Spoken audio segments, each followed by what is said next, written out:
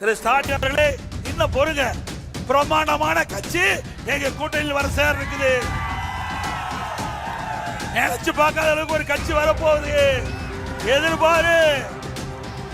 234 தொகுதியில 210 தொகுதி அதிமுக கூட்டணி வெற்றி பெறும். அதிமுக பெரும்பான்மை இடங்களை வெற்றி பெற்று தனிப்பெற ஆட்சி அமைக்கும்.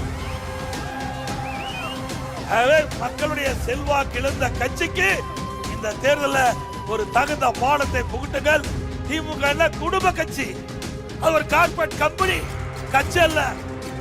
திரு கருணாநிதி, திரு ஸ்டாலின், திரு உதயநிதி, இப்போ இன்பநிதி வராரு. ஒரு அமைச்சர் சொல்றாரு, கேவலம் மூத்த அமைச்சர் வேற மாதிரி இருக்காரு உதயநிதி. அவர்கிட்ட கேட்ட போய் திறந்து விடுறாரு, டோர் போய் திறந்து விடுறாரு. பதவி எப்படி எல்லாம் காப்பாத்துறாங்க பாருங்க. திமுக பரிதாபமான நிலைக்கு போயிட்டு அந்த அமைச்சர் சொல்றாரு, இன்பநிதி வந்தாலும் நாங்கள் ஏற்றுக்கொள்வோம். அப்படிப்பட்ட அடிமை கட்சிக்கு தேவையா தமிழ்நாட்டில்?